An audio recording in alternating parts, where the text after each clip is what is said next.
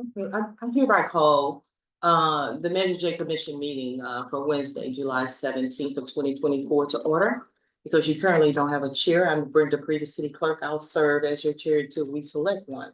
So that's the purpose for me being here tonight. So I want to welcome all of you, old and new commission members, and appreciate your time for serving on this very important commission. And so I will, at this time, we have a call to order and we have the Pledge of Allegiance. You want to lead us in the pledge? First,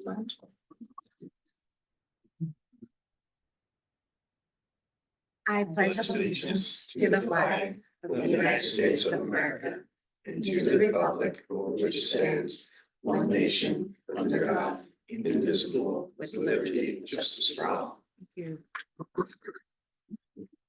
Madam Secretary, will you do a roll call, please? Commissioner Cavaleros. Commissioner Cavaleros. Commissioner Davis. Present. Commissioner Footer. Commissioner Isaac. Present. Commissioner Sipkins. Present. Commissioner Sean. Present. Sorry. Commissioner Thigpen. Commissioner Wolfer. Present. Commissioner Hopkins. Commissioner Kravitz. Present. Commissioner Newby.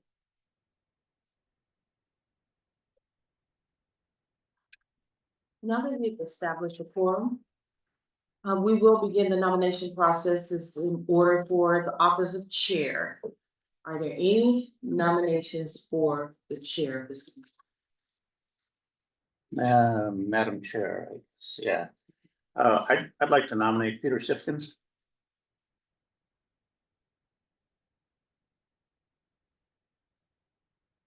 Any further nominations? Seeing none, without objections, we'll have the nomination closed.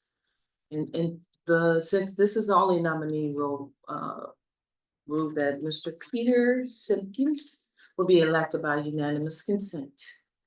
Do we have a nomination for a vice chair? I'd like to nominate Andrea Davis. Any other nominations? Seeing none, without objection, the nominations are closed. I would at this time request a motion to accept the election of Peter Sipkins as your chair and Andrea Davis as your vice chair. Is there a second? Take a motion. I'll take a motion in a second. So moved. Second. Madam Secretary, would you please conduct a roll call? Yes.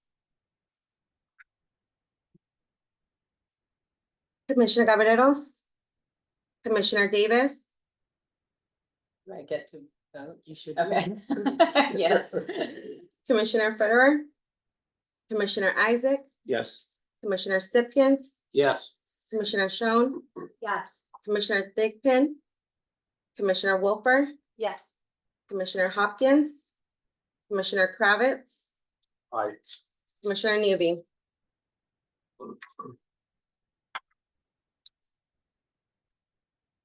For this time, Mr. Simpkins, if you would begin your position as chair and continue on with the meeting. So we have Mr. Peter Simpkins and Ms. Andrea Davis would be your chair and your vice chair as recorded.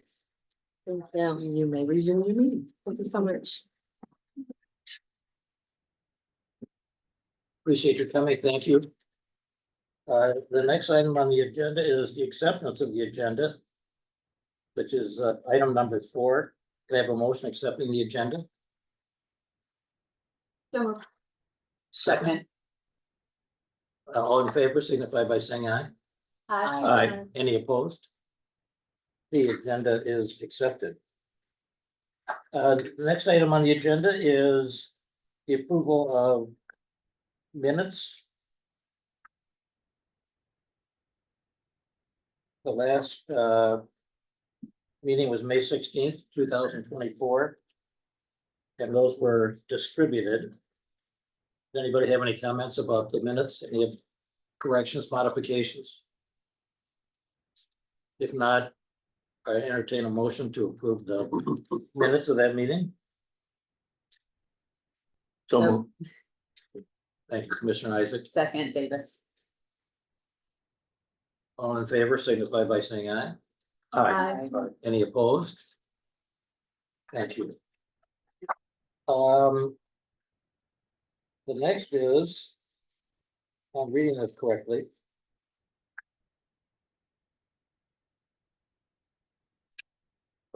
Public comment. Mhm.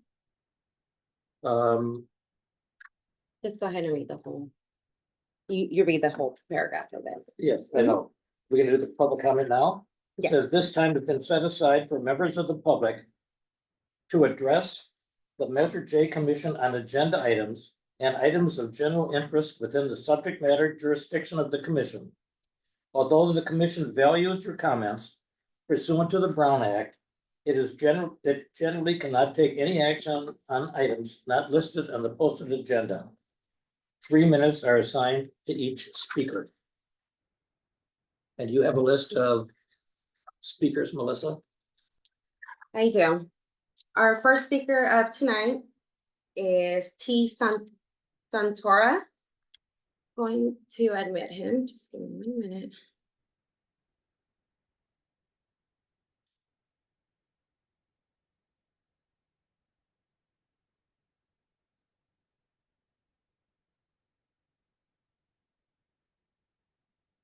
Mr. Santora, can you hear us?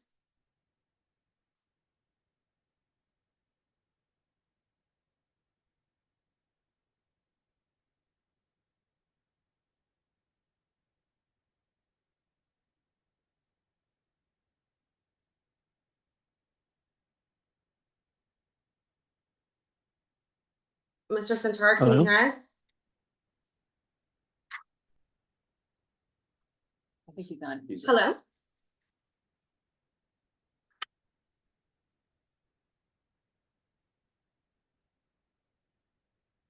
Can you hear us, Mr. Santora?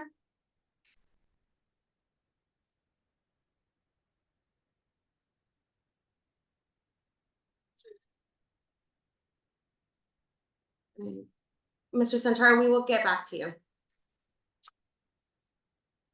We also have Mr. David Feltman.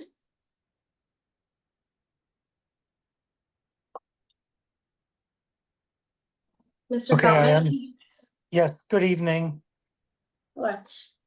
You will have 3 minutes for your public comments. You Okay, may I will begin now. Thank you. Good evening, members of the commission and city staff, and welcome to the newest members of the commission. Thank you for your service. I am David Feltman, and I speak tonight from an interesting position as I was the author of the original proposal to this commission to expand the PS pickleball courts. That was submitted on December 1st, 2021. If these funds are approved tonight, it will be almost 4 years for that first shovel to hit the ground. Rest assured, there's been nothing hasty about this project. Today, you are receiving a staff report with a well-designed facility that will serve both our community and the hospitality industry on which we as a city depend. What the Measure J funds you are being asked to approve will deliver is much more than a set of pickleball courts. I hope you had a chance to watch the video that was sent to you. I will summarize it briefly. This video demonstrates how our community can live and breathe health, wellness, diversity, equity, and inclusion. Those are the values that are discussed widely in Palm Springs, so it is immensely significant when a project embodies those values in every single way.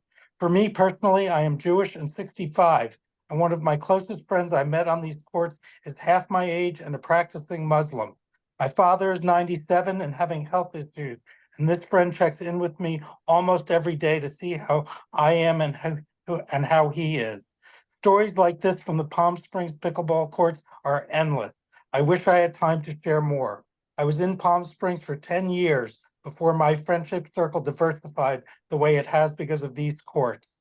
Beyond diversity and inclusion, you hear in the video the voice of Andy Mills, speaking in his personal capacity on how people of every economic level play together and build community together as the cost of entry to acquire a paddle is minimal. And the rest is just simply about people welcoming, inviting others to join in. Every game begins with 4 people introducing themselves by name, and every game ends with 4 people touching their paddles. These are healthy rituals. And from an economic standpoint, the endorsement of the Palm Springs Hospitality Association this week illustrates how pickleball has become a major key decision point for tourists. Does the community of tourists consider visiting have decent and accessible courts or not? And the answer is that our Down Valley neighbors surpassed Palm Springs over the last 3 years, and it's not even close. Palm Desert, Rancho Mirage, and La Quinta far surpass Palm Springs in an accessible public and private courts. Thank you for your consideration of this request. This is an important investment for the entire community, and we are grateful for your support. Thank you. Let me see if Mr. Santoro.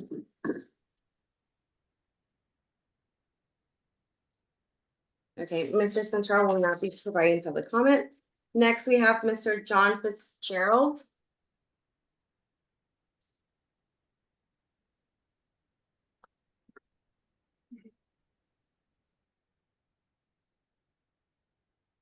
Mr. Hello, it's John Fitzgerald, Fitzgerald. Can you hear me? yes. You may begin Yeah. now. Yeah. Hi, I'd like to thank everyone in the committee and in the meetings for allowing me to participate in today's meeting. And I'll try to be quick and brief. I attended almost all the meetings at the Park and Recs Department, and on the final meeting, it was pretty much a unanimous decision to approve the plans as they were and submit it to you folks for final consideration. I think there's a great deal of benefits that have not been addressed in the write-up on the courts. I think it'll be a great opportunity for the Palm Springs itself, for the Park and Recs Department to interface with possibly the Unified School Districts, the high schools and junior high, to see if they can open up some of the courts during non-prime time to teach PE classes there. I think it'd be a great way to get more activity on the courts. It would get a good chance of diversifying the crowd from, I don't want to sound stereotypical, but I'm a white male, 65, and I see a lot of my reflections in the other players. And I think we're trying to get some PE classes there would diversify the group. We get a lot more interest in other communities that have not had access to pickleball. And I think also another benefit, what I would propose is that once it gets up and running, we also push for sponsors from the pickleball community to assist in the coaching and counseling of the students there on the courts. There's a lot of people my age who don't have access to their grandchildren, nieces and nephews. This would be a great way to get some youthful experience back into their lives. And it would also help the kids understand the etiquette of the course, how to the simple things such as holding a paddle, the rules and regs. I think it would also benefit the instructors of the PE classes, that would take a lot of pressure off them having to learn a complete new sport and watching over all the attendees. That would probably wrap it up. I think it's a great investment for our future. And I want to thank you guys for allowing me to contribute to the meeting tonight. Thank you. That concludes Oh, our. actually, the one last thing I'm sorry I wanted to mention was, I think it would be great if the Park and Rec Department could build some boxes, kind of like the U.S. Post boxes, where you pull down the lid, you drop in your package, and it drops down into the receptacle area. I think it would be great if we had a couple of those around the pickleball course, because most people I know, when they're playing pickleball, after a while, when their expertise starts to grow and they just feel more confident, they suddenly start upgrading to more expensive paddles. And such as myself, we end up with 3 paddles, either in our closet, garage, or in the automobile. If we could donate them at the park, knowing that they would go to the kids, it would make it, I think, much easier for the schools and for the children to participate. That's it. Thank you very much.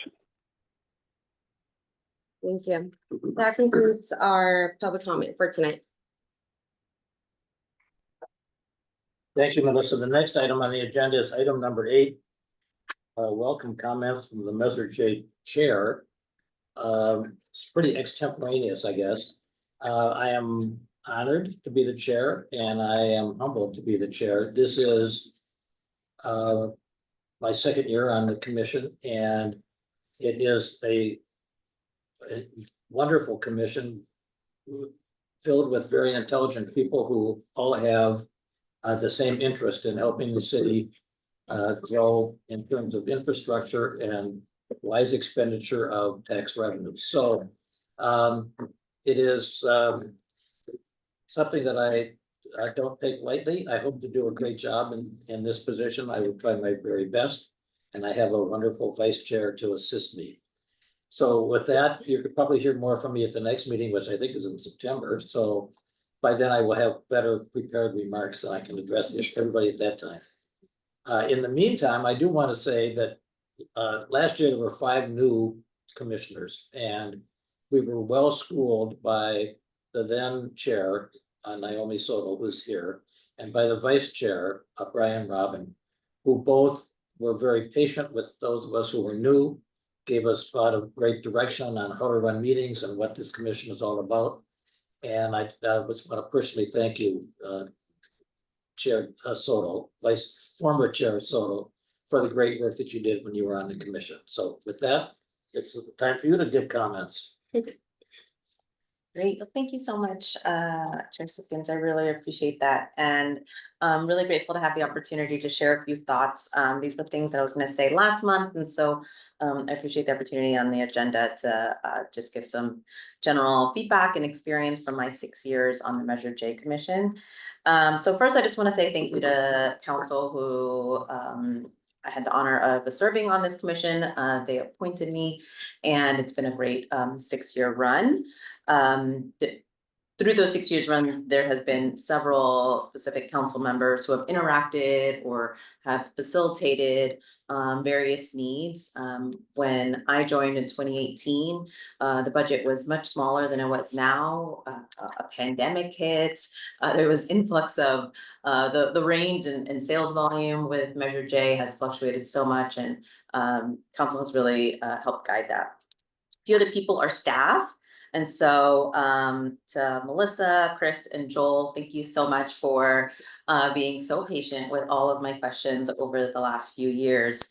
You have always been so gracious and explanatory and really understood that specifically my curiosity always stemmed from knowing how important the work you all do is, and really wanted to make sure that we can connect the community, this commission, and the work that you guys help execute. So really just want to say thank you so much. And you are the weight and of this commission and really made so much of the work possible. I mean, everything from literally having shade in a park, but being able to talk about it in this space too. So thank you so much. And Melissa for coordinating just literally so many logistics with amongst so many people. Other department heads as well. I just kind of want to quickly acknowledge David, Yvonne, and other city leadership, Teresa, Scott Siles, and even as former city managers. It takes a lot of people to push and propel the work of the Measure J Commission, and a lot of them go unnoticed, but it takes a lot of work for each staff report. It takes a lot of work to bring each budget to us every month. It's hours and hours of work, and we just talk about it for an hour and a half, but there's a lot of things that happen before that, and I just really want to say thank you. To my commissioners specifically, my vice chair, Brian Robin, I hope he's somewhere fabulous right now, having a great summer vacation. But we came on right at the same time 6 years ago and really learned and grew together. And so really grateful for his collaborational work together. And then for you all, I mean, I'm just so thrilled for this current commission. You all have such great insight, and one of the things that I think is really, really special and is a reflection of the evolution of Measure J is having people who experience and use and interact with our city in different ways makes this commission richer, right? So thinking of, you go to one park versus you go to another park, if you ride a bike, if you are on sidewalks with a stroller or a wheelchair, or if you're taking care of someone who uses the city, all those things is interact with our city infrastructure. And I would encourage you all to really think about bringing your full experience, so we can make sure that all the different ways people interact with our city are so important. Because one's not better than the other, we all just use the city a little bit differently. And so really important to have that investment and those priorities reflected appropriately, so. And I see that looking here at this table and also in just in the years that I've been here. When I joined, I was the youngest by many, many decades. And I think maybe the only one working. And so it's come a really long way, and I just really want to say thank you. Congrats to the chair and the vice chair. You guys are in great hands. You both shown so much initiative over the last year and really cared about this work right away. And showed a desire to kind of understand it deeply. And just wanted to say thank you. And I'm cheering you on from the side and available for questions. And then just a few closing thoughts for this commission and for the community to be thinking about. I think for a long time, this commission was kind of under the radar. And I think there's a lot more awareness on Measure J, a lot more. And I think that will only increase as the proportionality of Measure J revenue to our city budget grows as well. And the work that is possible with Measure J revenue. That being said, it is a big learning curve, right? And so the new commissioners, I encourage you all to ask questions, reach out to staff. But and I think there's ways, we've all have already discussed ways to maybe make that learning curve a little bit easier for each year. But I think your experience is really a reflection of just like how big this work is, and really making sure that you kind of give yourself grace and also really kind of take the time to prepare and be able to kind of forward to staff any questions that you may have. But there's no dumb question. They're all really meaningful. And if you're not in spreadsheets every day, which a lot of our community isn't, it's a way to be able to kind of just talk about what these projects mean in our day-to-day lives, right? So being able to kind of speak to the numbers on the spreadsheet, but also speak about it in terms of what it means in our lives. And that goes to kind of the general importance of communications and transparency, not just amongst yourselves, which I think is a really, really high functioning commission, and really grateful for staff to helping it be that way, but to the community, right? There's the awareness of Measure J has really grown in the community, but it's still, a pretty nebulous, big thing that sometimes people takes a while to understand. So over communicating, being overly transparent, over explaining. I mean, I think the community initiated projects is a perfect example of taking 2 to 3 months to figure out exactly how we want to communicate it. What are the exact parameters? I think a couple months ago, we talked about possibly events. Like, I think these are all things that are worth considering, because it takes a lot to move the community along in their own learning, and you all are all stakeholders of that. And then the last thing I would say is just the impact of this work can't be understated. I mean, these are things that will be in our communities for decades and decades. If my children have children, they might be, on those same sidewalks that you guys helped fund a year or two from now, right? And so I think that's what makes Measure J so unique, is you serve for 6 years or up to 6 years. And your work can really last for decades in the city. And I think that's such a special experience. And so it's a significant opportunity, but it's such an honor. And I'm so grateful for the 6 years that I had here. So thank you so much. I don't know, questions is a thing, but if we can, I'm happy to answer anything, if anybody has any questions. Thank you. Thank you, Commissioner Soto. It was great working with you. I've already thanked you, and I thanked Commissioner Robin. I was negligent in, I think almost all of us are transplants to Palm Springs. Very few of us were born and grew up here. I grew up here. And I think one of the things that I've learned in this community at the 15 or 20 years that I've been here is the incredible staff that our government is made up of. And sitting with Chris and sitting with Joelle and other representatives of the city like Melissa, you learn what wonderful people and how dedicated the city employees are. And so I was negligent in not recognizing the 3 of you. I want to do that now and tell you I look forward to working with you in years to come. So thank you for coming and giving your remarks. Thank you.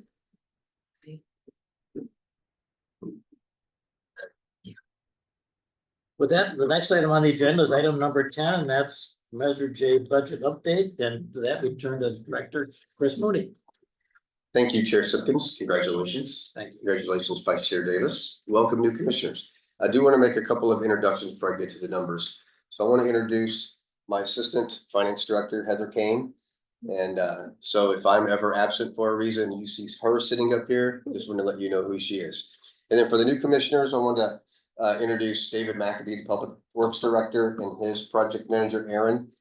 They will be here to answer some questions about the projects they're responsible for. And then Joelle takes everything else. Okay, let's get to the numbers. If you could turn to your budget update tab. First financial statement is a forecast. I'm going to skip over that for now. So if you can turn the page and go to the second one. And we're going to again go to the third column over the darker gray tab, and it's titled year to date or YTD fiscal year 23-24. This is what we'll go over with today. So current sales tax to date is just a little over 16 million.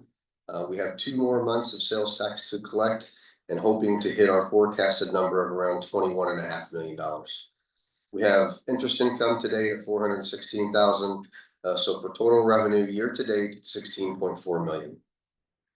Moving down to the expenses, the first line is street repairs. That's the $1.87 million number. We have budgeted 9 million, and we know that we're going to spend that entire 9 million. So we got a lot of invoices left to pay. We go to the community initiated projects to date. We spent $494,000. We'll look at the detail behind that number in just a minute. And in the airport reserve on aviation fuel sales, we set aside 500,000. And just for the new commissioners, what that is back in 2018, the FAA made a ruling that said any sales tax that's collected on aviation fuel that has to be set aside. If you have a local airport, it has to be set aside for airport operations or projects. So we were setting aside $200,000 in prior years, and we found out when we actually went back and looked, or our tax consultants went back and looked at the actual numbers that they've escalated over the past couple of years as sales taxes escalated up to about 500,000 per year. So we are setting aside a little bit more than what we anticipated. I did report that to the airport commission last week. So they're aware that they have about another $1.2 million to spend. They're very happy. For the new commissioners, the airport came and presented and asked the commission for about $1 million of projects, about $1.5 million, I think it was, of projects, with the most significant project being $1 million set aside for a shade structure over the ride share area at the airport. So they're going to move forward with that $1.5 million, and they're happy to bring some more projects in front of the Measure J Commission soon. Going down to about halfway down the page where we look at debt service. This is the downtown revitalization debt. It's at 2.4 million right now. It'll be 3.1 by the time the end of the year hits. And then we have downtown maintenance, landscaping, and security. That's at 586,000. So we're getting close to our budgeted number of 650,000. And then capital spend on projects is about 6.6 million. And we'll look at the detail behind that number in just a minute.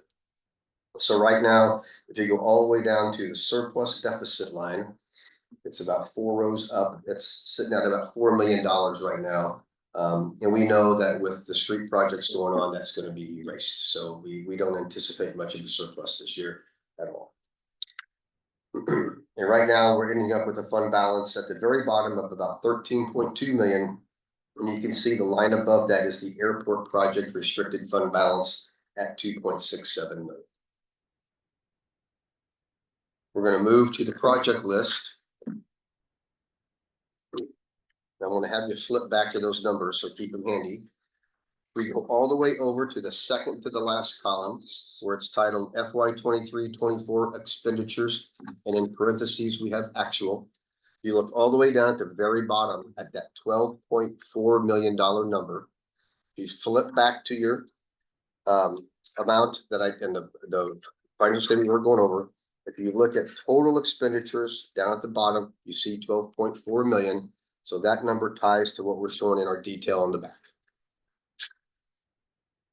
Just to go over the projects a little bit, I won't go over them in detail, but you can see about halfway down the page, that $4.27 million number. That's our largest to date project. That's the LED lights that are installed at all of our recreational fields at all of our parks, and most of our parks. So that project is complete. We're just waiting for final invoices to come in. And then we've got, let's see, what is it? Oh, 373,000. That is for the relocation of Fire Station 1. So that's a study that is being conducted we have the intention of building a new Fire Station 1. The intention is to issue debt for that when it's being constructed. And so that money is used for the study to try to find out where the best location is for that fire station. And then the next biggest thing is I will go down to the 1.877 million, and that's our annual paving rehabilitation. So that's the streets money where we have budgeted $9 million. With that, before we move on to the next community initiated project line, I'll be more than happy to take any questions on the projects that anybody may have. Joel's here for detail. David's here for detail. So feel free to ask. Director Mooney, I have a quick question on something I guess I should have asked last year and didn't follow. The funds that are dedicated to airport work. Does the airport commission have to come to Measure J in order to get approval to spend that money? That's correct. So the airport commission has to agree themselves on the projects. Measure J also has to agree on the projects. And then that joint recommendation goes to the city council and they have to approve the appropriation. Quick question, the roundabout, has council made a decision on that? Is that gonna get removed from this list or is that still under deliberation? Yeah, council did make a decision on that the project has been canceled. And eventually we will remove it from the list and maybe look for other places to use that funding. Thank you. Yeah, it wasn't specifically approved though. It was a suggestion. Mr. Isaac, you have a question? I do. Not getting ahead, but in the information about the pickleball courts, it says that the fund balance, the estimated fund balance of Measure J funds at the end of 23-24 is 7.2 million. You're trying to reconcile that back to. Yeah, so that number got shrunk a little bit when we added some money to the airport funds. So if you look at your forecast page, the very first financial statement that we have, Right. go to the third column and then you go all the way down. Since we had to add more money to the airport budget when we got our actual numbers in, that balance of 7.2 went down to 6.46. And that's on. That's on your very first page. It's the third row up. Oh, third row up. Yeah, so Okay. yeah, so you got the fund balance is comprised of two items. It's the restricted funds for the airport projects and then the unrestricted remaining fund balance. Okay. That's So a- that's very dropped good about clarification. that's dropped about $1 million. Yeah, thank you for bringing that up. Yeah, Mhm. thank you. Any other questions of Director Mooney? Thank you, Chris. Okay, I'm gonna go on. I just want to review the community initiated project list real quick for everybody. It's the second big page you got in front of you. We'll look at the gray column that's titled FY 23-24 expenditures. And this is the projects that make up that expense on your front page of 494,000. So the drainage at the Boys and Girls Club is complete. So no more expenses on that line. And then the playground at Victoria Park, we're waiting for invoices to come in along with all the other projects here. So sage structures at the animal shelter and then Duluth Dog Park upgrades and the swim center all are still outstanding projects, I believe. We're waiting for more invoices to come in. And I'll take any questions on the community initiated projects. And I have a question again, Director Mooney. The project that we're considering tonight, the pickleball courts, is not a CIP project. That's correct. It is not. And that concludes my presentation unless there's any more questions. One more question, just to clarify, because this has been a while. The swim center locker rooms, that's expanding into a larger project and is gonna probably move out of this category. Is that am I remembering? that Yeah, that's correctly? correct. We had that whole discussion last time where, yeah, it started with community initiated, right? There was lots of recommendations. People wanted different parts of the park or pool to be upgraded. So it became a big project, and that's gonna become a larger capital project that no longer is considered a community initiated project. That's correct. Let me just clarify, the funding will still come out, the Measure J portion that funds that will still come out of the set aside funds for community initiative projects, but it's gonna be a larger project on Joel, so it's not, the funding will still come from our bucket of funds that are allocated to the community initiative projects. Thank you. And then going back to your question about pickleball being a capital project, it is considered a capital project. We put it in our capital budget, so it is part of our capital.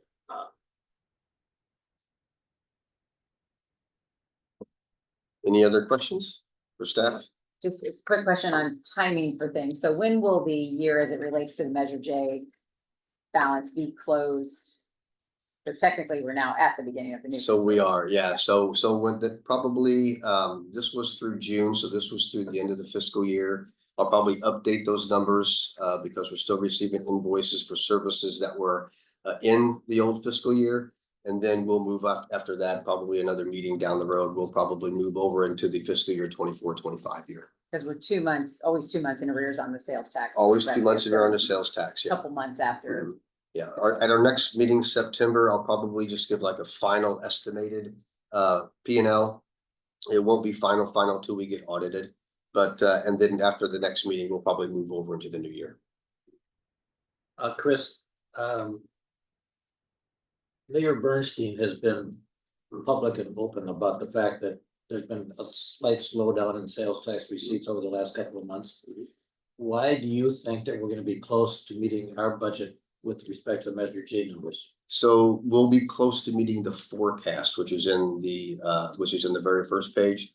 That forecast was 21.9 million, and then our budget was 22.5 million. So we're gonna be down. At least, we're probably gonna be down a little bit from my forecast as well. So I'm anticipating we'll come in probably somewhere around 21.5 million in sales tax on the budget of 22.5. So we'll probably be down about 1 million in our once we're all said and done. That's about 4 or 5%. Yeah, around that, yeah. It's really the same as what the general fund is doing as well. It's down somewhere in the vicinity of 5%. So it's not a surprise. We caught this earlier in the year when we saw sales tax and some of our other tax lines are just leveling off. But we just have to remember that these are still very strong numbers historically. And if we level off and this becomes the baseline, then we're still gonna look good and be strong for the future. Thank you. Joe, do you have comments? No. All right, make it back to you. Remember, turn this on, go back to your agenda.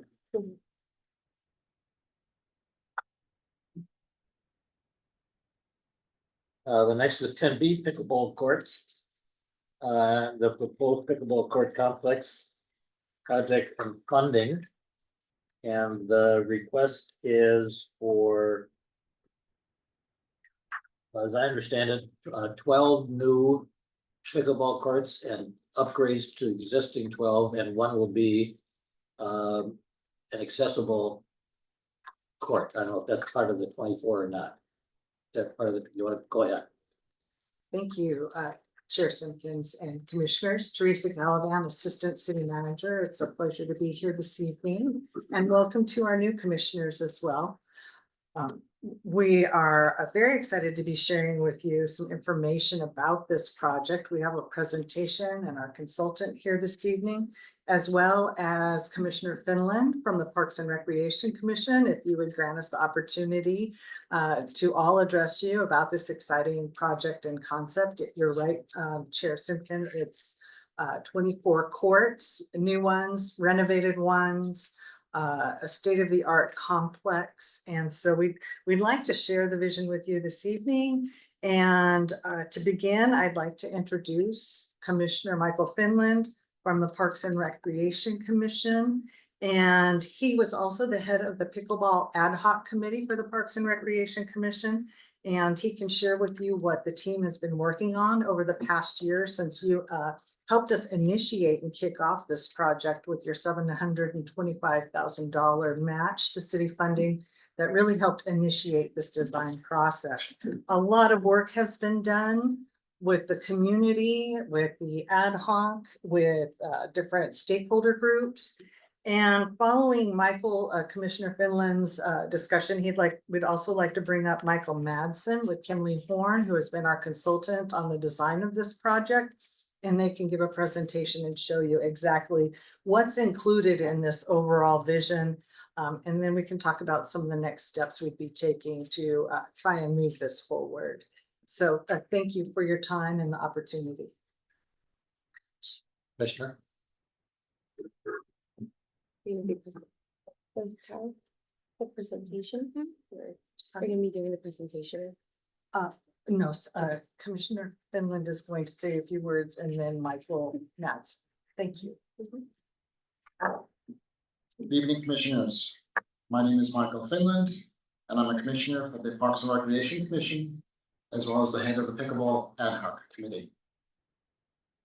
Over the past year, we have diligently worked on assessing the needs of our community and engaging with residents and stakeholders in order to design a project that reflects the needs of the growing community recreational sport of pickleball in Palm Springs.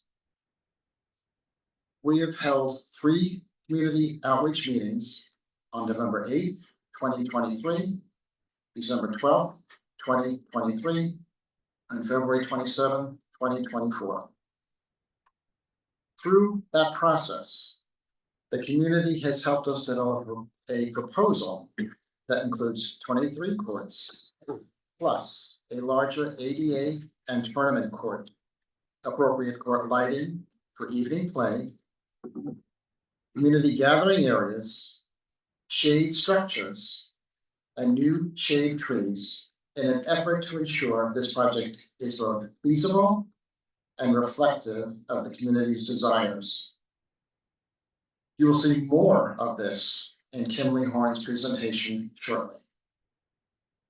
The community's response has been overwhelmingly positive, highlighting the importance of this expansion project for our residents. With that thought in mind, I would like to introduce Michael Madsen of Kimley Horn, and he will walk you through the concept. Thank you, Commissioner. Michael?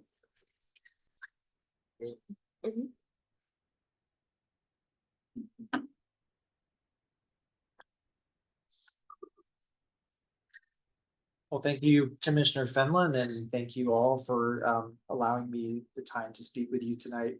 I'm really thrilled to be here and share the vision that has come out of the conceptual process and to talk about our process. I have a background in landscape architecture, and so I do a lot with communities, with parks, and it's not always the situation where you come in and have such an engaged group. This is a very passionate group, and it's been an absolute pleasure to work alongside with them. They know what they want, they know what they need, and they've got a vision that I think our concept is reflecting. So I'm excited to share that with you.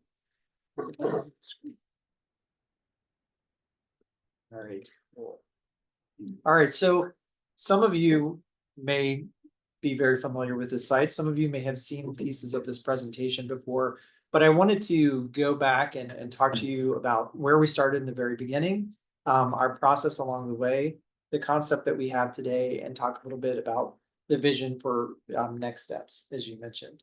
So here we are, here's the site. You guys are probably familiar with that.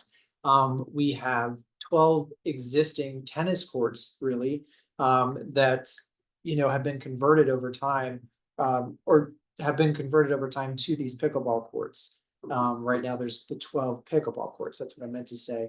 And there's the desire, of course, from the community to upgrade these courts. One thing to note is because they were previously tennis courts, they don't actually meet full regulation size.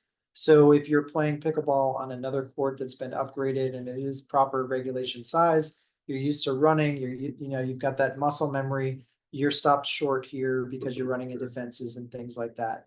So there's very much a desire to not only add on to this, but to upgrade the entire facility so that it's cohesive, the aesthetics are good, and that every court is going to be a court that's desired by a player. So let's keep this going. We'll talk a little bit more about the process. Commissioner Fenlon shared that it was very, very interactive, that we had a lot of conversations with stakeholders. And we worked with three main groups. That was the Ad Hoc Technical Expert Committee. We met with them 5 different times. So September, October, December, February, and March. We got lots of input from them. We also worked with city staff throughout that entire process, making sure that we are taking into consideration current maintenance processes, practices that will be going forward for maintenance, and that we're considering those things in the concept. And then the fun part came. We did the community outreach meetings. We had 3 of those, and they were extremely well attended. So we had some real, as I mentioned earlier, passion in the community and in the crowd. And I can share a little bit more about those findings. And then we kept Parks and Rec Commission, we kept them updated, and we took their feedback into consideration as we progressed. So when we met with the community and we did the community input meetings, we had 3 breakout groups. We updated them on the concept progression, and then we broke up the room into an area to discuss the layout, basically looking at the entire park space around the current pickleball facility and talking about how we would expand that, how this might look, pros and cons of each, considering all of the neighboring elements of the park and the residential community and things like that. We looked at the amenities, things that are currently lacking and what the community wants to make sure that they see and that we consider in the future design. And then the community was really, really passionate about talking about the court play, rotation, and operation of the facility. Something that we definitely did not solve in those community outreach meetings, but I think the dialogue and the engagement really informed the design. It informed the layout of pathways, it informed the gates and the access, it informed lighting, all sorts of things. So it was a really good discussion. So some quick summary of the different feedback. So when we talked layout, folks, as I mentioned, were really concerned about court lighting because I think the current court lighting is pretty dated. They're looking at other courts, you guys have probably heard some of the comments earlier about other areas that have pickleball courts that are more up to date. The lighting is much better, and that's something they came across. Different colors. I highlighted that because this is an element that came up in every discussion group, that this is Palm Springs. Palm Springs is a very unique place. What can we inject to make this pickleball facility uniquely Palm Springs?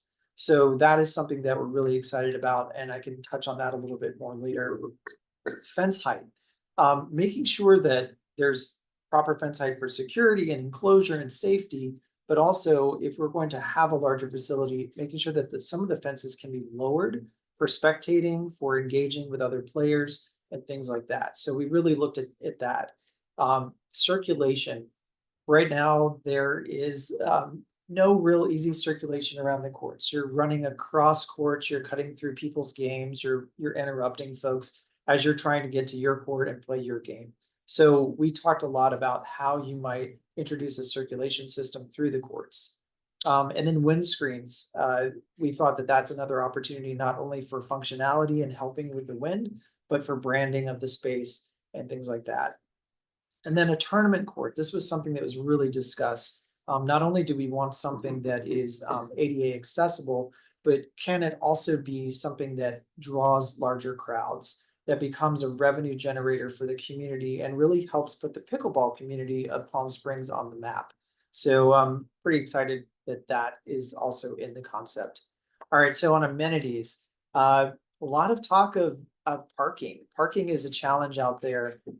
However, we did note that there's parking lots that are not too far away and everyone's pretty able-bodied. So folks sort of gave me that nod, like we'll walk a little further. But also they said, what about my bike? Like if I had a bike rack that was secure, currently folks are kind of tying up their bike to fencing and there really isn't a designated spot that folks would feel safe leaving their bike.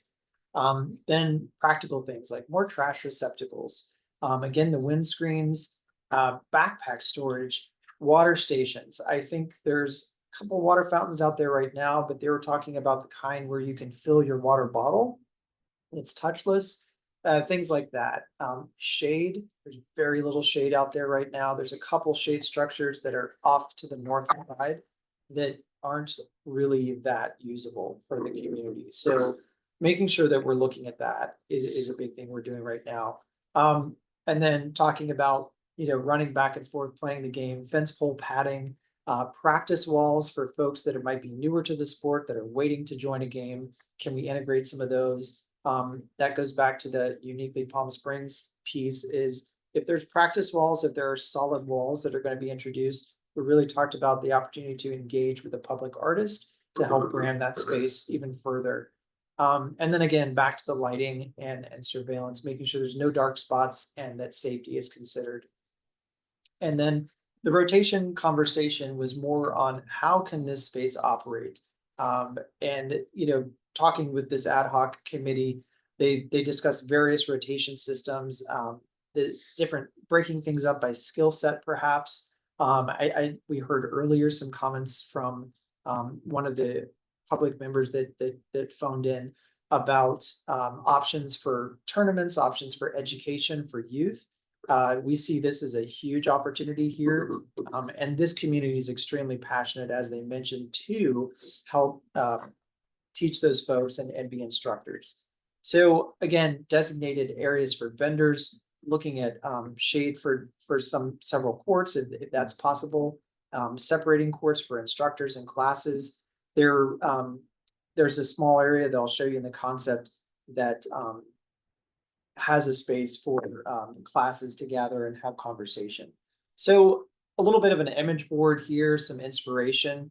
The 3 different courts at the top are courts, just some of the courts that the pickleball community here told us to look to for inspiration. Here you see some of the practice walls, some possibilities for shade, some options for seating, some things that could be moved for tournaments, some things that might be more fixed, water fountains, benches, and things like that. All right, so we got through those 3 rounds of community outreach, all the feedback from folks, and we got to a final concept. So let me try to walk you through that final concept. So I think as Commissioner Finland shared, 23 regulation size 34-foot by 64-foot pickleball courts and 1 44-foot by 74-foot tournament court, equating to a total of 24 pickleball courts. The existing tennis court that's out there has been repurposed for pickleball. And we've looked at many more options for circulation, not only circulation for pedestrians, but allowing maintenance to access the space without having to cross over some of the existing courts. There's larger plaza spaces for gathering, and it really ties this facility into the greater Demuth Park. There's the playground just off to the west, and there's an area of gathering off to the north. And then, of course, you've got the animal community next door. So everybody's had a voice in this, and it's been really great to have them all help us get to this point. And then, of course, I mentioned the accessible tennis court. All right, so here's our facility. Do my best to take you through this. So first, let's look at the different corridors. There's like a long hallway that runs east-west. And what that is going to allow folks to do is to actually come in, interact with folks that are playing, sit and wait in a shaded area before their game, spectate, cheer on a loved one, a friend. But there's lots of different areas to circulate. Whereas right now, all of the courts are right up against each other, and you enter on the north side and have to cross the entire facility. So this offers a lot of space for rest in the shade, to grab a drink of water, to cheer on a friend. So pretty exciting. You'll notice over on the right-hand side of the screen, there's a larger, up on the northern strip of courts, there's a larger area that's got the yellow and blue checkered sort of shade pavilions. That came about because there's a manhole there. There's something that we couldn't build on top of. So a conflict actually created a great opportunity here for teams to meet, for classes to meet, for there to be some instruction, and for there to be small team celebrations as well. And then if you look over to the far west over by the playground, that's where we've got the accessible court and the tournament court in one located in the back there with a kind of a grove of trees in the front. The thought there being that it's an opportunity to pull in vendors, food trucks, different folks that might be involved in a tournament day to really help bring life into the space. And also introduce more trees. That was something that was a big priority for everyone here is let's look for opportunities for shade, but let's make sure that it's not all a built structure. So let's see, keep going here. Cost estimate. So we got a blessing on this concept and then we dove into the cost estimate process. The real fun begins. So here's how we went about that at Kimley Horn. We reviewed recent bids of other similar type projects and construction efforts. We had conversations with product representatives and we put together a rough order of magnitude with internal partners in the firm and external partners in the construction field. And then we considered implementation, construction options. We talked about phasing. Could that make sense? We're looking at it from a variety of different lenses. And one thing I wanted to say is, as we get into this this breakout, is here's the rough cost estimate that we came up with. But this is based on the concept. And even in the last couple of weeks, as we're digging into the concept, as we're refining things with our shade representative, with our lighting representative, we're finding that there may be opportunities to fine tune some of that pricing and find some savings. So keep that in mind. This is, you know, a conservative estimate that we wanted to throw out. It's very realistic, however. So here's how we tried to break it out so it's a little bit more easily digested. I broke things into site and court improvements, shade structures. Believe it or not, shade structures are almost over $1 million. Lighting's almost $1 million. The site preparation and then construction services. A little bit more detail on that is here are all the things that we're considering sort of underneath those various umbrellas as to what goes into this. And I believe the city's staff report has an ask of or a total cost of $6 million. That includes the contingency that they would like to have as part of this. Project schedule. So did our cost estimation in June. In July, we're going to be doing city council presentation actually next week. And then you can see we're going to be hopefully in the bidding phase in the beginning of 2025, get construction kicked off soon thereafter. And then construction, we're hoping will take around 9 months. Of course, this could move up a little bit more. We're going to do whatever we can to expedite the process as we know it's extremely important to the community. But if I can just emphasize a couple things, I just want to go back to saying or to emphasize what some of the folks before me mentioned, that this isn't just building a facility. This is an extremely engaged group, and it really is about building community. Everybody has talked about how this sport has impacted their lives. So it's pretty exciting for me as a landscape architect to create space that, you know, as some of you mentioned, your work will go on for years to come. And I think this is a really cool opportunity to create something pretty magical for the community. And I was excited to hear about the Palm Springs Hospitality Association supporting this initiative. And I love the donation bin, the paddle bin that came up. Thought that was pretty cool. Here's another look just so you guys have a visual representation of this schedule. I don't know if that's all too much exciting for you all, but thank you again for the time. I'd be happy to answer any questions, go back to the concept. Anything you'd like to discuss? And I'll just add a few more details of our next steps. It is our plan to, as mentioned in the staff report, take this to the city council. They'll see a presentation very similar to this next week, next Thursday at the council meeting. Incorporate your recommendations here tonight as well, of course.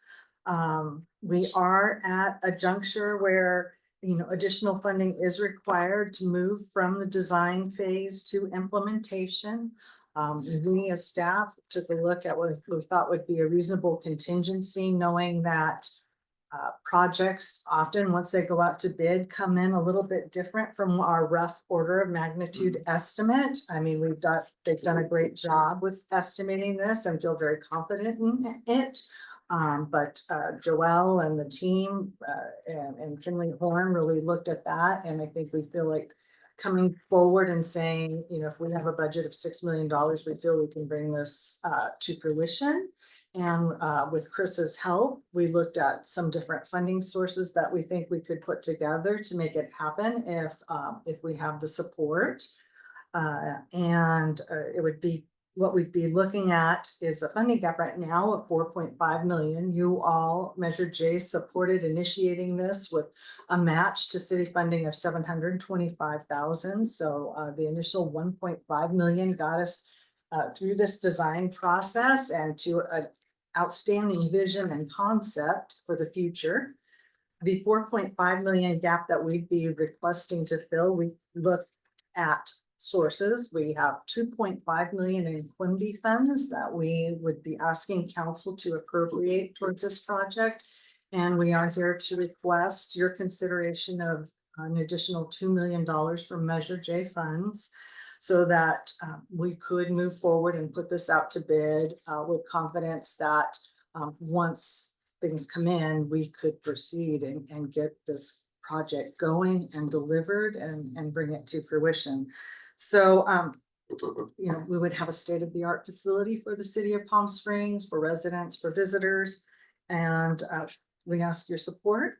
We're all here to answer any questions. Thank you. Thank you, Teresa. Let me open it up for questions from commissioners. Any of you here tonight have questions of Mike or Teresa? Commissioner I have Eisen? one question, maybe more later. Okay. It's a process question, and I think I'll ask you, Teresa.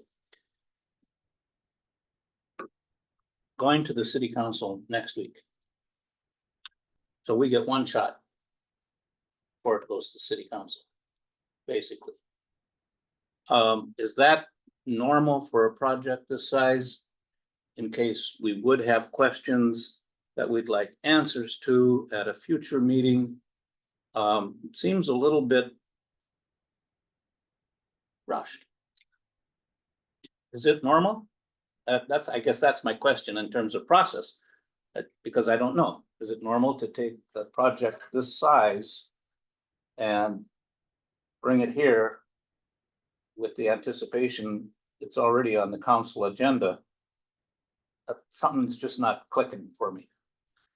Certainly, no, good question. And I think the initial funding, the project came here and getting it going was something that was brought forward to Measure J. So, but that was a while ago, and not everybody was on the commission at that time. So I understand some people are hearing this for the first time.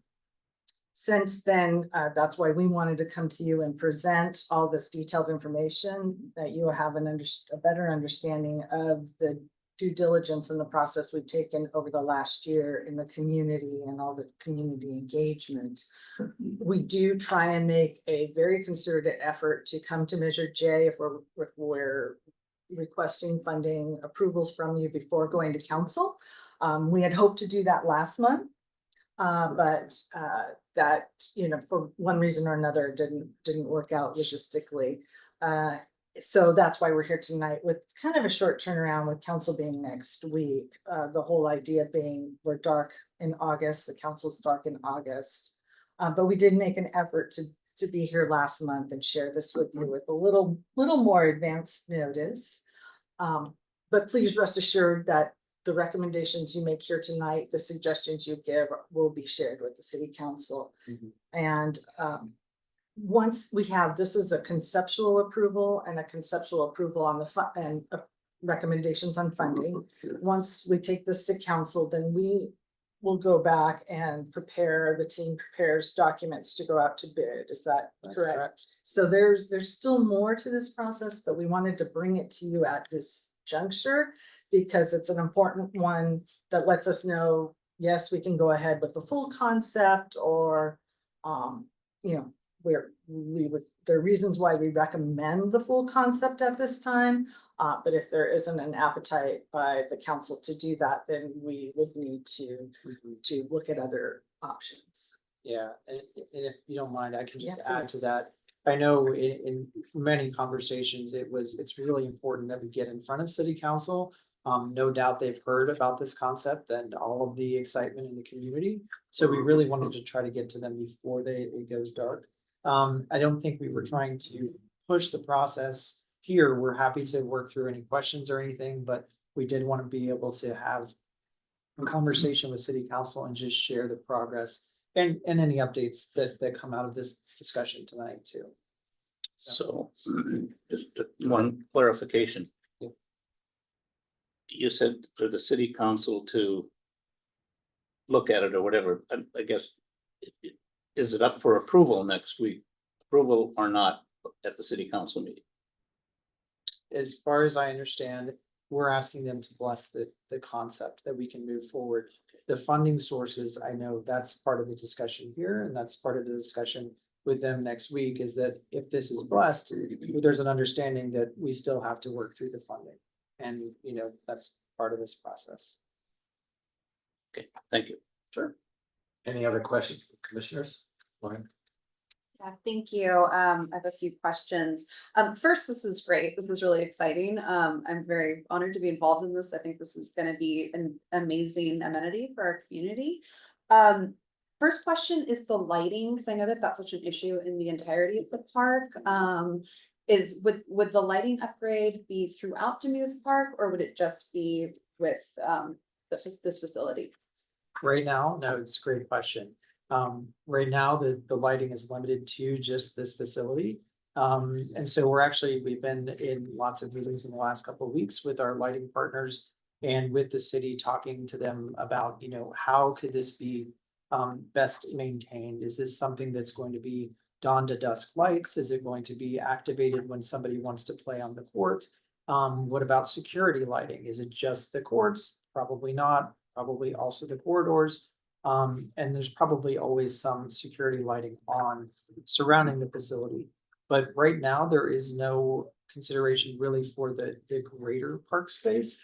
I do know that some of the lighting has been upgraded on the baseball fields, and we have talked to the lighting rep about some of the light poles that would be going in around these pickleball courts. And they have said that if there are lighting desires for future fields or security and things like that, those poles could likely be multi-purpose and be plumbed to allow for future expansion of lighting and things like that. Does that answer your question? Yeah, that Okay. answers my question. I think it would be great if we could look at that like holistically and have, you know, some kind of cohesive lighting upgrade. I'm also interested in the vending areas. So we're looking at like food trucks, and then also like, you know, we have our sidewalk vending ordinance. So people like that, right? Like food carts, that kind of thing. Has there been any engagement with like Riverside County Environmental Health on like, you know, the distance to bathroom that would be ideal, or any other kind of logistics in terms of Sure. like how vendors should be set up in that space? We haven't gotten into that level of detail at this point, since it's just a concept, but one of the things that we made sure is that it's on that west end, right across from that bathroom that's right there next to the parking lot, which also has the accessible parking right there. So it would allow folks that have, you know, accessibility needs to have easier progression into that space. The restrooms right there. So we're hopeful that by having this amenity down there would be a lot of things that could easily be worked out and solved. Yeah, that's great. I think it would be great possibly even to get some feedback from vendors, because I just, you know, there's so much opportunity. You know, Yeah. I love the idea of it being like a vibrant community gathering space. So if there's, you know, even potential tweaks that could be made, you know, I wonder about like trash facilities, like dumpsters, like what, you know, even, grease. I mean, just potential considerations. I know mostly, you know, like they're designed to kind of be compact and self-sufficient, but I think a little, you know, if we're in this process, a little feedback from, you know, health department and vendors could be really helpful to just optimize that and make sure that like it's getting really used in a robust way. And then just my last question was the proximity to the playground feels pretty close, and I'm just curious if there's any impact there. If there were many kind of parents that were part of the outreach process, if there were any concerns expressed, and just what that would look like in practice to have this close to that playground. Sure, no, that's a great question. So there was not a specific outreach to playground community. It was more of, when we were at these community meetings, who's out there, who's using this facility, and a lot of folks actually said that when they take a break from their game, sometimes grandkids, other family members are playing on the playground, and right now it's like over there, disconnected. So they said, we feel, and I kind of feel in agreement with them that by pulling it together, it creates more eyes on the playground, more eyes on the players. There's more of a relationship and conversation that's happening. And folks really express that it would bring a greater feeling of safety, because right now I think that there's quite a homeless community that's there, because there's sort of an area that's not particularly activated. So the idea of activating it and pulling it together was something that everybody thought could make a lot of sense and could actually draw more family members out to cheer folks on and things like that. That was the thought process. Thank you. So welcome. Mr. Davis. Thank you. I have a few questions, probably more for you. But before that, I would envision that the addition of these courts, they're not just like, oh, let's put it out there and it'll just be for people to use whenever they want to use it. It's going to require significant time and expenses with the Parks Department to be able to manage it efficiently, putting in potentially, technology to allow people to be able to see if the courts are being utilized, whatever that might be. Has that been added to the budget for the Parks Department? I know that's not within our purview, but just want to make sure, this is a very large expense, and if we're approving it, it's also been, very well considered in terms of what are the ongoing costs for the Parks Department to manage. I can speak to that a little bit. So in the community outreach meetings, we had that breakout group that talked about operations. And it really came from the ad hoc committee and the local community of, hey, we own this. We want to operate this. We've got a lineage of partners that are following us that want to, one day have the baton passed to them to help manage it.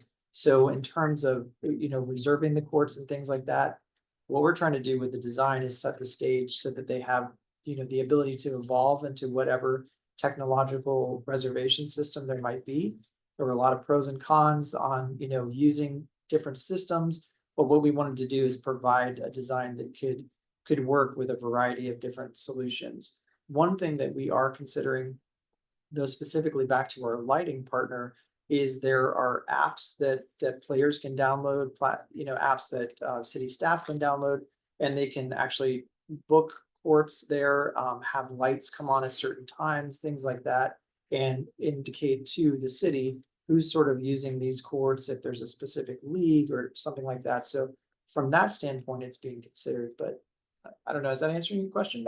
Somewhat. Okay. I guess this also provides opportunity for a lot of additional programming within that space. So to me, it would just seem like the Parks Department will need either more resources or more resources dedicated to the management of all of this. It can't be entirely self-run by the pickleball players. Right. I would assume. Yeah. And I think that's what I've seen in other parks and other communities. The Parks Department has really taken the lead in managing a lot of that. Yeah, we'll definitely take that in consideration when we get to our fiscal year 26-27 biennial budget for sure. And then a few questions that are probably more about the financing and all of that. So is the funding that's being requested for Measure J, will that be coming out of the fund balance 23-24, 24-25? Where does it fit? Yeah, we will allocate, if it's appropriated by the council and approved, then we will take it out and make it part of our forecast. So it will reduce the fund balance from what I'm forecasting at $6.5 million right now. It will reduce it to $4.5 million. For this fiscal year? For this fiscal year. Okay, so in looking at then next year's budget, where we're showing an ending fund balance of $856,000, that would be a negative. We'd be increasing expenses for the 24-25 budget? So. The 6.5 would go down to 4.5, and that 4.5 would roll over to be your beginning fund balance. So if you look on our forecast page, the budget right now is 856 million at the end of 25. So, and if you look at fiscal year, what we thought we were going to end up, when we budgeted at 1.9 million for the end of this year, we're going to actually end up at 4.5 million. So it's a $2.5 million increase in what we budgeted is what we're forecasting. So that 2.5 million will go, if you add the 900,000 to 2.5 weeks, we're going to expect to end 25 with around $3.5 million. So we're using, you're asking that we're using most of our surplus fund balance that we think we'll end the year with. I think we're asking you to recommend to appropriate about half. Okay, Well, actually, it's about a third of what we're forecasting. okay. Mhm. But of the additional that you've forecasted over the budget, it's much of that, 2 million of the 2.5. Okay. Well, I let me think I just follow. clarify, because I want to make sure we all understand, okay? So we're forecasting right now $6.5 million. We were anticipating in our budget about 2 million. So set the budget aside. I would set the budget aside and just look at what we forecasted. I would just take that number and take the 2 million out of that number. So I believe we're well funded. Even if you take the 2 million out, you're still left with about $4 million. I still believe that's well funded for a fund of this size. Okay, and then on contingent, so we've added in some contingency. Assuming there is some leftover that is not spent, does that come back to the two funds that will be It will. distributed? Correct, yeah, Portion. probably in equal portions or in proportion to how it's funded. Okay. I think that is my question. You have to get used to calling you Vice Chair Davis. I know. Mr. Kravitz, do you have any questions? It feels weird hearing that. Excuse me if these are silly questions. I get first meeting, let's see what I'm looking for, pass. So when you look at projects like this, is there a review of the infrastructure surrounding it, like the restrooms? Is this a project where you already have the restrooms on like a CIP and 5 years from now? So is that a future thing that will come forward and say, okay, we built this now we need 2 sets of restrooms? So to answer that specifically for pickleball courts, I don't think we looked at that particular aspect of it. We are adding more restrooms to Demuth Park as a whole. So in that sense, we will accommodate the added courts, but not necessarily in that general area. And from my background, I have a lot of security type questions. Usually it's, are these courts like a self-locking gate when people leave, they lock themselves?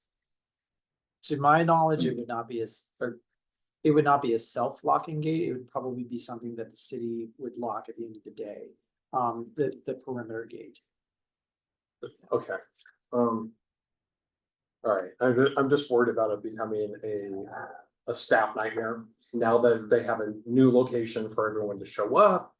And I think someone had mentioned the homeless population in the area. It's just like a new venue to hang out, but I get it. And I know that comes up in the design phase of things. My last question, Chair, thank you, has to deal with the neighbor impacts. As far as you know, did any of the neighbors come to any of the meetings that you have to give their input? Definitely. A lot of the neighbors came and a lot of them actually play. So it was great to hear, some of the concerns from them, which is basically like, this is this crowd that's kind of huddled out there, this angry mob. We need to sort of have more facilities for them to use. We did also engage with the animal shelter because they were very concerned, like, well, wait, are you going to take away some of the green space there? Because I think from time to time, they actually walk some of the animals over there. So the answer to that was no. They were excited to hear that we were putting more trees back in some of those spaces and that there was going to be greater connectivity across the space with some of the sidewalks that would be added. So overall, the conversations were very positive with the neighbors. Thank you, Chair. Commissioner? Thank you for your presentation, and also it is my first time, so I apologize if I will be repeating some of these answers that I might have answered before. Just around the kind of proportion we're asking for in terms of Measure J funds, is there data or have you presented data on how much of the local community or sort of the demand from visitors there is for these courts? And I mean, I guess the central question being like, why 24 and not another number? And yeah, like if you can just provide some context around that and how we have so much confidence that all these, like the capacity of these courts is enough or is too much. Maybe do we have data around people, how often, how long people are waiting for the current courts? I don't have all of the data, but I do know from the conversations that there's quite a wait time. And I think they've tried various reservation systems and sort of using paddle saddle systems and whiteboard systems. But I guess what it came down to is that there's just not enough. As far as the 24 courts, it was really looking at, okay, how can we maximize this space here? And if we're going to introduce a project, especially one that has a tournament court, let's look at all of the space that we have to work with. So that was kind of looking at up to that playground area. And so when we looked at, okay, if we're going to repurpose the existing tennis court, and add to the west, we can get to that 24 court number, including one of those 24 courts being that tournament court.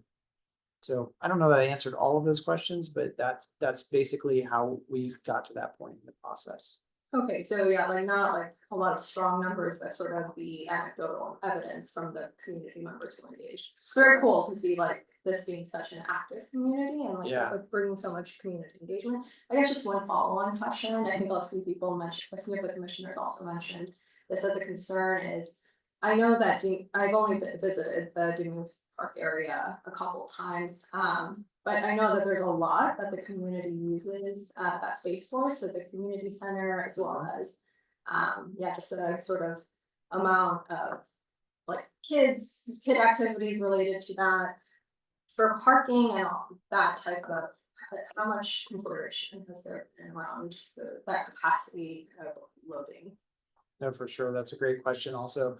So we did look at the parking that exists to the west. We actually measured it out. I think it's 840 feet from the facility.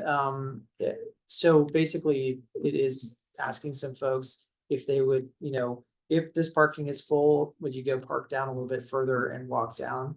We're also looking at Vela Road and how it's currently not striped and folks are sort of parking haphazardly, parallel parking haphazardly.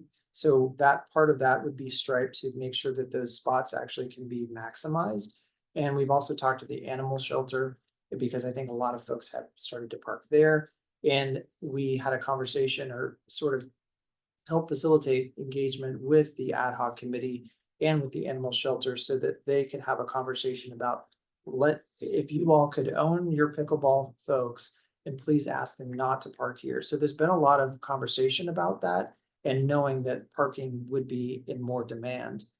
So there is a lot of parking and I know that there are related projects that are going on in Duluth where, for example, the community center parking lot, I think that is going to be, I think it's pretty much a dust bowl right now. So it's actually going to be paved, it's going to be designed. The parking lot in the middle, I think that's so fondly referred to as Lake Duluth during storm events.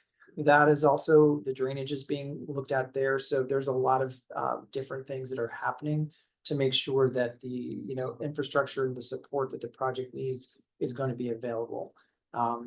We did look at during the concept at potentially considering parking right there in front of the courts where there is that large grass area. But again, it came back to this is probably an area to preserve for the animal shelter. And then talking about the residents right across the street, trying to stay away. That's sort of why the first concept, if we go back that far, was more of an L shape of like how we could expand the pickleball facilities. But we really wanted to pull back and stay away from the residents for noise reasons, disturbance and things like that. So that's kind of a lot of stream of thought of like how we got to that, the thought that we went into it. Thank you so much. Sure. Just a quick, Go ahead. sorry, a quick follow-up on that. So just to get clear on the parking, so the parking here, that will be shared between the playground and the courts, is that right? I am a little concerned about that burden potentially, especially on parents that have like small children, that, you know, it's not gonna be as easy for them to be like walking long distances or biking. So I mean, it would be great, yeah, in looking at the options, if there is some possibility, like could there potentially be any kind of designated parking like for the playground specifically? That's, yeah, so I wish that image was zoomed out a little bit more, because you would see the other parking lot that's just off to the west. It's not too far away, but yeah, that's definitely something to consider, you know, if there could be some priority like playground parking spots, something like that. Definitely worth having that be a part of the conversation. I have a couple of quick questions. Go ahead, Commissioner Isaac. One of the reasons I was interested in serving on this commission was the community initiated projects that are, I think there's added emphasis on those things right now, or the commission has asked for that in the past year or two. Oh, okay. So I just want to clarify. There would be $4.5 million available for community initiative projects after this 2 million. Is that correct? No, that's not correct. So we have a bucket of $6 million. Actually, the bucket is about $7.2 million total for community initiated projects. The previous commission had approved a bucket of $6 million of funds for community initiated projects, and the remaining $1.2 million would be used for any overages. That $6 million still stands, and that will not change. And have there been commitments for the $6 million? That's what the application process is for. So when the application process closes on September 30th, the commission will get a bunch of applications to review and make recommendations on what projects to approve. Okay, so there will be how much available for those applications? $6 million. 6 million. Okay. Not 4, 6. Correct, 6. 7.2 technically. Yeah, okay. In all of the meetings I attended when Chair Solo ran the meetings, we finished before 7 o'clock. Now, my very first meeting, we're gonna go over the 7 o'clock deadline, so I apologize to the commissioners. I have 3 quick questions, 2 of Michael and 1 of Chris. I heard a lot of discussion earlier in this process about the number of trees that are going to be removed and the number of trees that are going to be replanted as new trees. Can you just talk very briefly about what that process is? Absolutely. So, you know, first off, landscape architect, again, like taking out trees is not something that I try to do in projects. However, we see an opportunity here to really expand this facility and really integrate more trees. So one of the things that we did when we looked at the number of trees that are going to be impacted by this, and to clear that up, there's 12 trees that would likely be removed by the project, and we're proposing 42 new trees. So right now that's a mitigation rate of about 3.5 to 1. But one of the things we did right away is we said, you know, it'd be great to pull in an outside voice. So the city reached out to their arborist. They got an arborist report, and the finding was that a lot of these trees, and you can see it in your in person if you're out there, a lot of them are leaning, have some wind damage, have some decay, have some rot and things like that. So they were saying that, you know, if we were to design a facility to sort of incorporate them, we'd be spending a lot of money looking at, you know, ways to incorporate them, not able to maximize some of the space for a tree that may not have much more of its useful life left. And so really, we're really hopeful that, you know, the trees that we're proposing not only are appropriate for the space, appropriate for this climate, because some of those trees in question are definitely not. They have either been, you know, gifted to the space, volunteers of some kind, but they're definitely not any sort of native or protected species. So trust me, we've looked at a lot of the different angles of this. But yeah, is that answer that question? Okay, It did, thank you. sure. My second question to you is, HOAs that have converted tennis courts to pickleball courts, the number one complaint of pickleball, although it's a great sport, appears to be it's a very noisy sport. Mhm. And I'm curious whether or not there's been any comments about noise abatement, any efforts to abate the noise, both for the purposes of the animal shelter and of the neighbors who have residences near the courts. That's a great question, and that's a topic that came up quite a bit in the community meetings. Because as you know, there are residents right across the street. So I know one resident in particular came and talked to me a little bit about the concerns of noise. And so there are a lot of different things we could do to look at, the types of fencing, the types of wind screens. There are products called acoustic fence. There's lots of different things. We can do landscaping, adding in trees, things like that. But then in talking with the ad hoc committee and the technical experts, they've introduced me and some others to new technology out there in some of the paddles that can be used that actually reduce, don't give off the same decibels, and are a lot less offensive. Because yes, I would imagine if you live across the street, that might drive you mad if you have that all day. However, I know that the ad hoc committee is really committed to helping to find opportunities and solutions around that for mitigation. And that's something that we'll continue to look at as this project develops. Thank you again. My last question is for Chris, actually. I probably should know this, but and it follows up on Commissioner Isaac's question. It strikes me a little bit of being sort of putting the cart before the horse. I mean, what if the city council next week says, no, we really don't want to give you X number of dollars of Quimby funds. We're going to reduce it by 20%. Are we going to then hear that we're going to have to increase our $2 million number by 20% to make up the amount to do what the project calls for? I think that depends. That could be a possibility. We also could go back to the team and say, try to find some savings in addition to what you have. So, both of those things could happen. Have we had any instances where Metro J has allocated funds where the council has cut back on its funding of projects? And where the requesters of the funds have come back to Metro J to try to make up the difference? Not that I can recall. Any other questions of commissioners? Just because I want to keep you late on your first meeting. Thank you. And it's really a follow-up question to the noise. So obviously you've had a lot of supporters, pickleball players, probably the majority of participants in the community meetings. Once this kicks off, it will probably start to bring out some of the folks who really are concerned about noise, some of the neighbors. Have you added in this budget, or do you feel like there's enough contingency for some of those expenses that you may need to incur for sound barriers? Certainly you can't require general community members to use certain paddles. Yeah. But I know that the sound barriers are also a lot more expensive than the wind screens. They absolutely are.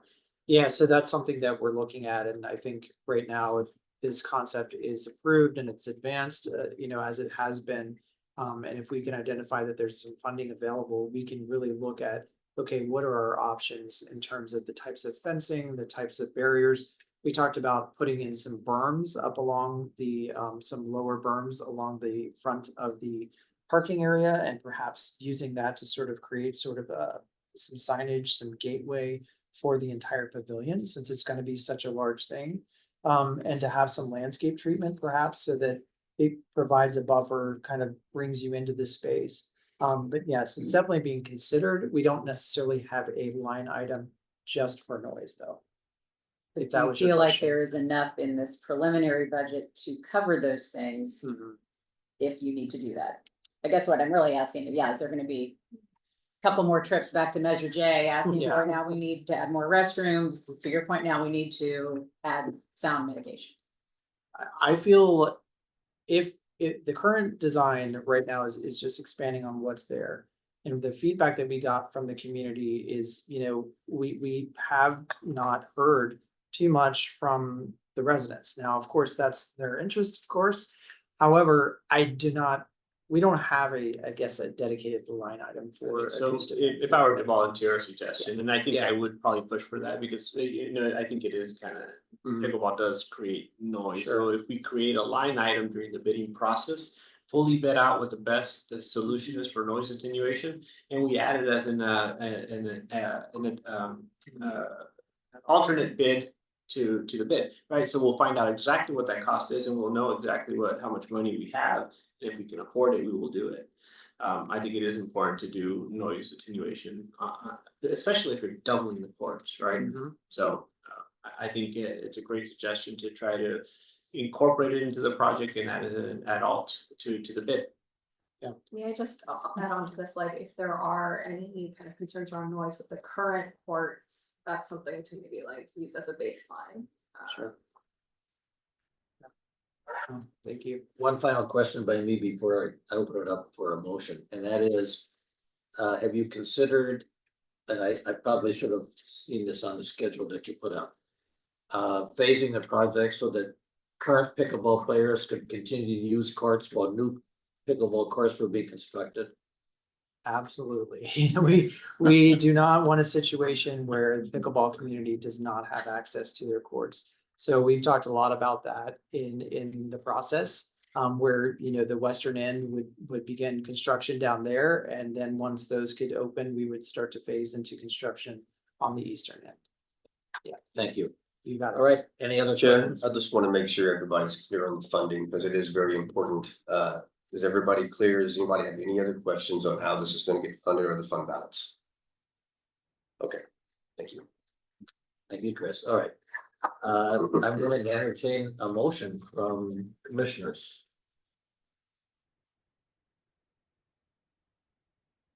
I move that we accept the staff recommendation as presented. I'm not sure if I did that correctly. Is there a second? Second. The vice chair, Second. a second. All right. Well, let's do we do this by roll call vote? Yes. Can I, any Yes. discussion? Yeah, go ahead. Oh, certainly. I think this is a very good project. Can you turn it on? And, I think this is a very good project. And it is important. It's a highly used activity in the city. And so I'm going to vote yes.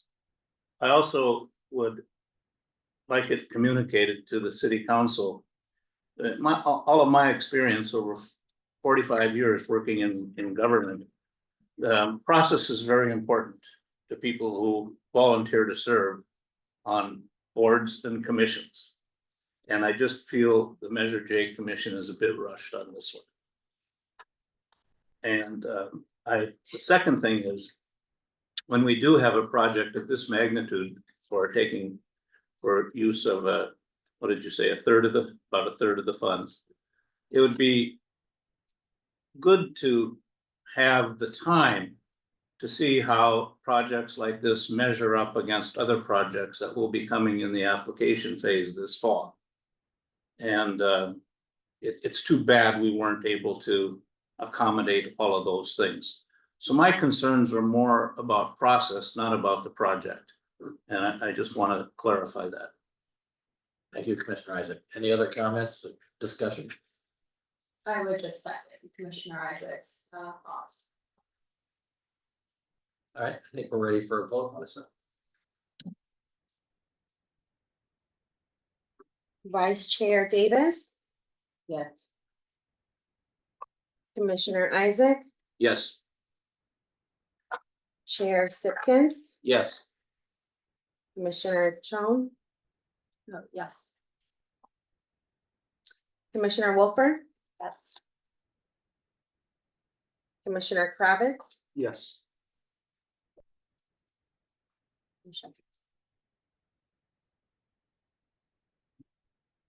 All right, congratulations to the proponents. Next item on the agenda, commission member comments and requests, and there have been several in connection with this. the summer schedule, I'm sorry, what? the summer schedule, Is that, oh, 10C. Oh, 10C, the summer schedule. Yes, we are, thank you, Melissa. We do not meet in August, the dark month of government and Palm Springs. And our next meeting, I believe, is September 19th. 5:30, and I promise you, we will be done before 7. Thank you. Next, our commission member comments and requests. We've had some good ones tonight. I appreciate the comments that have been made by commissioners. And I think the fact that this was rushed was obvious to all of us, and it would have been great to have more time. I appreciate all the input that you all put in tonight and all the questions that you asked. So thank you. Are there any other comments or questions from commissioners?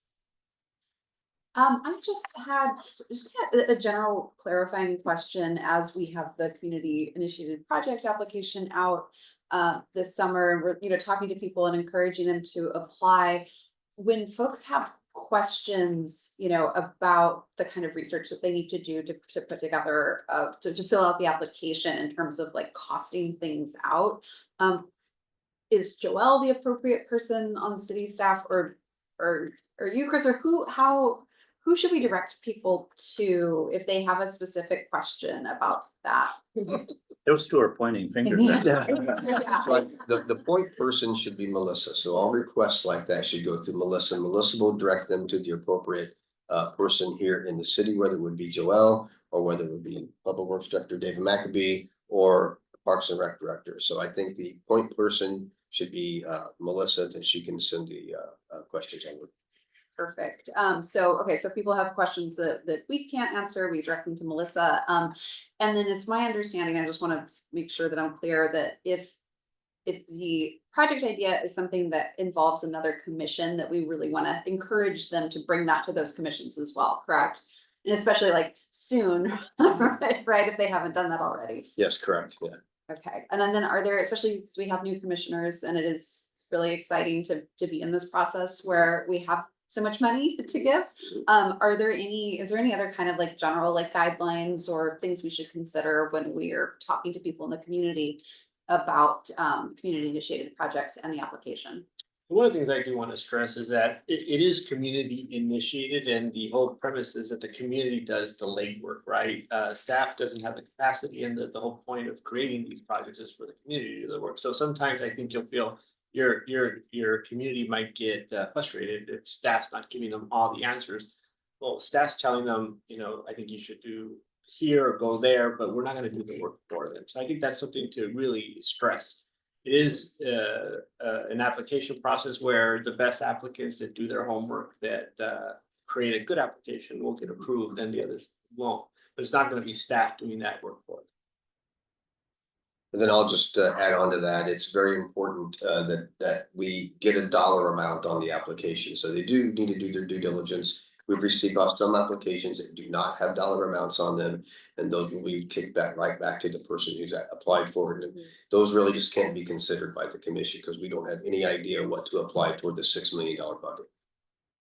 So you are doing kind of a quick pass on them as they come in to push it back to them. We're not waiting to do that until September 30th. We're looking for some basic stuff like, good description of project, the dollar amount there, but we're really not doing a whole lot. We're going to kind of throw that to the commission to really vet the applications. But if they didn't put a dollar amount, you're sending it back to them Exactly. now. Correct. We're not waiting on that. Okay. Are we had discussed at one point potentially having almost like a overview Zoom session or something for anybody who had questions? Are you getting enough questions that is something that we might consider doing? Or do you feel like people are fine? I feel like people are fine. Okay. Yeah. I mean, we've only received 7 submissions as of today, so 2 of them were kicked back because of no dollar amount or referring to asking us to contact, Parks and Rec for the dollar amount. Well, that's where the legwork comes from. Yeah. And then just to circle back to the discussion we had a while ago about kind of like, I don't want to say like grant reporting, but whatever that would look like for this, I guess is that something that we would discuss then in our September meeting? Would that need to, like, should we agendize that? I believe, Chair Sipkins, that you were the one that raised that initially. So- That's not a fair comment. Yes, I think it will be on the September agenda. Excellent. Any other questions, comments by commissioners? Finance department updates? Okay, this will be quick. I got two updates, three. One of them was 7. We're gonna try to report how many applications we get every month. The second update is, at the convention center tomorrow night, we're having a joint tribal council, city council meeting. And I'll be presenting on, the Measure J ballot initiative. And as you all know, at the last city council meeting, July 9th, the council did approve to put the Measure J on the ballot on November 5th to extend, to remove the sunset provision. So I'll be presenting that at tomorrow night's meeting if you all want to attend, or if you want to watch it on YouTube the next day. And then lastly, just a point, for the commissioners, in talking with our legal counsel, since this is a ballot measure, coming up in November, as commissioners, and if you're in your commissioner role at these meetings, or if you're out in the community as a commissioner, you can't advocate for the measure, you can only educate for the measure. So just be careful, if you're in your own private citizenship role or whatever, you can advocate all you want. But as a commissioner, in a commissioner setting, you can't advocate, you can only educate, which means providing facts about Measure J. That's all I had. Appreciate that. Thank you, Director Green. With that, I entertain a motion to adjourn, finally. Anybody want to make that motion? So moved. Thank you. Is there a second? All in favor, say aye. Aye. Thank you. I'll see you in September. Thank you. You got it, Pat.